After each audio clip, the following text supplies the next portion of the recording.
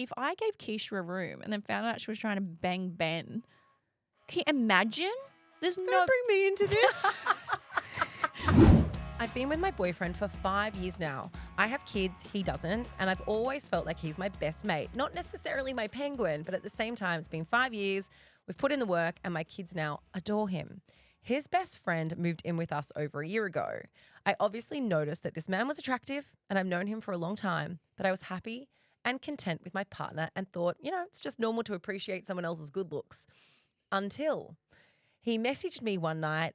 I was at work and he had been drinking. It said, "Hey, please don't repeat what I'm about to tell you." Oh, that never starts well, does it? Bow, bow. He goes on to tell me that he finds me irresistible.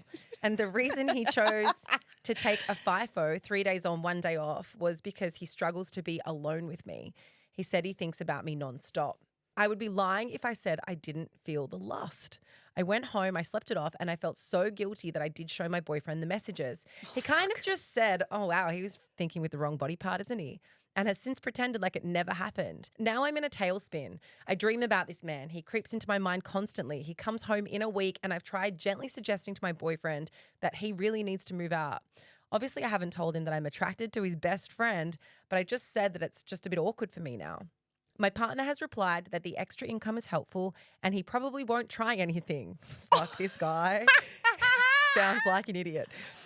But what he doesn't know is that his friend has also messaged me since telling me that he's sorry. However, I am just so beautiful and kind, how I'm the sweetest person that he knows and he can't help but think about me. I truly think that I am feeling this way because after 5 years of being a full-time working mum, I feel invisible to my family. So having a man call me irresistible is truly just a thrill. I do not want to go against my morals and destroy someone's trust, but I'm really not sure how to navigate this. Should I be looking at this as a sign that I'm unfulfilled in my relationship and maybe it's time to move on? Or is this a normal reaction to having an attractive man show me attention? There is nothing normal about this situation. And I want to say that by putting a full stop after every word. There is nothing. Your boyfriend is the most complacent man I've ever heard in my life. He needs to, I just can't believe it. If my partner, if I was like, yo, your bestie and the guy that sleeps in the other room wants to have sex with me. He said I'm irresistible. Yeah. And he cannot resist me. He can't resist me. He can't stop thinking about me. He wants me. And my partner was like, oh, he's probably not going to try it. It's cool. I don't think anyone's described me as irresistible in a long time. It's been a long time. The short answer of this is if you want your relationship to survive, he needs to go immediately. He needs to go. And you don't have to make it a big blow up, but he cannot stay in the same house. He cannot stay. He cannot stay. And when you said, actually, there's a part of the question where you were like, he creeps into my at night. You said he creeps into my mind at night, and I thought the sentence was going to go, he creeps into my bed at night. I was like, whoa. There's nothing normal about this. The only thing that is normal is that you feel good knowing that someone's attracted to you. That is a really normal thing, especially when you feel unseen and underappreciated in your relationship. If you haven't felt you've got a few kids, 2 kids, and you've been together a long time, if you haven't felt that spice and desire in your own relationship, which chances are you're not because your partner couldn't care less if someone else wants to fuck you, then I think that's so normal. Everyone, it's human nature to feel wanted and appreciated and, if anything, to feel seen. And it sounds like this guy sees you. And I wonder if that is tricking you into thinking you want something with him, like a chemistry trick, because chemistry can be pretty tricky. Say tricky again, Britt. Chemistry can be pretty tricky. I don't want to come in too hot in terms of criticizing your partner, because I think some people would look at this situation and go, well, your partner has so much trust in you that that's something that's admirable. He trusts that you are never going to do anything that goes against the foundation of the relationship that you've built together. And he also just kind of trusts his friend in a way, I guess, and is like, well, that's the problem. Totally. There's a sense of naivety. There's a sense of complacency in there. But also I do agree with you, Britt, in saying that it's no wonder to me that there is no desire. And it's not because I expect my partner to have jealousy, but I would expect my partner to care. if their friend was showing interest in me, sexual interest, I would expect them to have some sort of response to that, some sort of sense of protection, some sort of sense of like, no, I'm going to prioritize our relationship and our intimacy over my friend who's literally trying to have sex with my girlfriend or is, behaving inappropriately and creating a situation that's uncomfortable in our own house. The complacency pisses me off, right? And I think, be careful about looking at it as though, oh my God, we trust each other so much. I don't think that is kind of, that to me is weird. It's not the trust thing. Trust doesn't come into this for me. It's not, I agree. So not caring that your friend has gone behind your back in your house, a house that he has given you. He has gone behind your back to message your wife and say, I want to be with you. I can't stop thinking about you, but please don't tell anyone. Totally. And that's why I'm like, it's complacency. So if he is complacent around that situation, how complacent is he in the relationship in total? I mean, from all the conversations we've had on this podcast before, Esther Perel is the first person who comes to mind because she's someone who speaks so well on the concept of desire.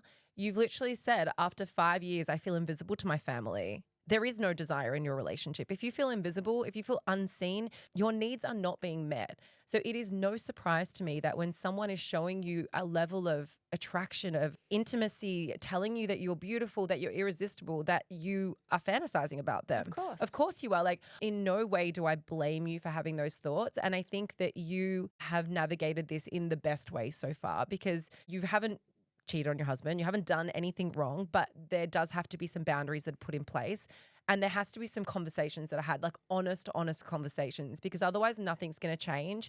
And then this whole situation is just put on you to resist temptation rather than it being something that you can work through together with your partner.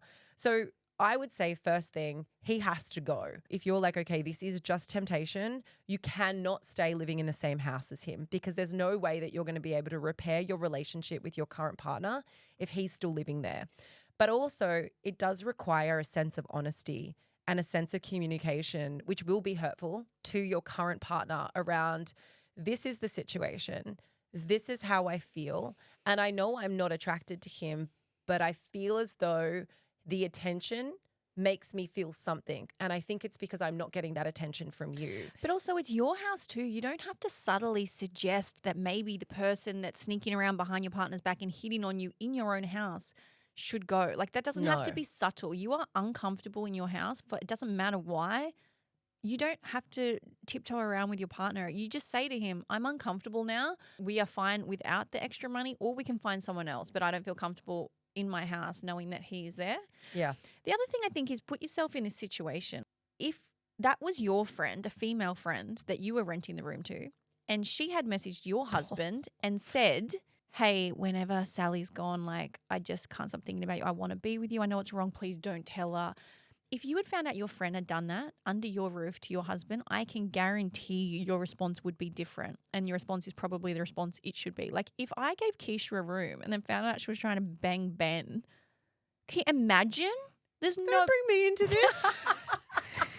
No, but it's an example. Like if your good friend, if I had to give you a room, Keisha, and no part of me thinks you'll bang Ben on record. If I gave you a room because you were stuck and then I found out you'd been messaging my husband or fiance saying that like when I'm out you want to bang him. Imagine like no normal person, unless they're aiming for a threesome, is going to be okay with that. Or unless they don't care. Unless that he's point exactly. This is the thing. And this is why you feel undesired, because that response from your partner indicates that he has partly checked out. He doesn't care. That's why you feel disappointed, because the response is so unreasonable. The response is so lacking a normal sense of setting boundaries within a relationship that it is not surprising to me that there is no desire in your relationship. So that's why I think there has to be some hard conversations that are had. And I know you say you've told him parts, you showed him the messages. I'm glad you showed him the messages to start with, but this now is at a point where either you're going to be living in your house in such a high stress environment, because anytime your housemate comes in, you're going to have that like the elephant in the room anxiety, which is an awful way to live. Your house should be a place of like harmony, peace, and comfort. It shouldn't be a place where you're walking on eggshells or you're frantically feeling anything inside around like being around someone. So the conversation has to be, your friend has to move out. Like, this is where we're at. This does not sit well with me. I don't feel comfortable anymore for X, Y, Z reasons. You can go into as much or as little as you want to. But then there has to be a conversation with your partner around this feeling of invisibility. And if that hasn't changed or that doesn't change, then you can't stay in this relationship, because it is not normal to get to the 5-year mark and have kids and feel invisible. And I know a lot of women do. And I know a lot of mums especially feel invisible in their families. That's not normal. And just because it happens shouldn't mean that it's accepted, and shouldn't mean that we go, oh, well, it happens to other people, so therefore, maybe I should just be okay with the fact that we've been together so long now, and, my husband doesn't really make me feel as though he cares about me or is thrilled about me. It's like you're accepting the behavior, and that's why it's continuing. I don't want to say that you will do this, but I do want to say you are far more likely to end up cheating. Yeah, you will. If he stays in your house. 100. Because if he's not there and he texts you, do with that what you will. But if he is in the lounge room and you are in the kitchen and your husband's not there and he's been flirting with you nonstop, little brushes, little touches, you feel neglected in your relationship, you are far more likely to accept those advances. 100. And because you know that this wasn't a drunken attempt, you know that this wasn't just him thinking with his willy as your partner brushed it off. Like, we're so stupid. You know that this is something that runs deeper for him, and it's how he feels about you. And you're now, because of that attention, you're building feelings based off chemistry. Even though those feelings aren't necessarily real, they will become very real very, very quickly. And that will be so hard for you to navigate when you get to a place where you're like, oh, fuck, I'm in love with my housemate who's my partner's best friend. That's where you're heading. That's what will happen. Yeah, and also don't feel like you have to work it out with your partner either. If it's not there as well and that's a decision you make, that's also okay. But you're not going to just walk out and be with the friend. But it's a discussion. I have a spicy spanner. What if? Have we started hypotheticals here? Yeah, this is a hypothetical. What if what? What if she does? What if she goes, Great. okay, I'm not getting this, what I need from my partner, and I'm ready to blow my fucking life up into a million pieces?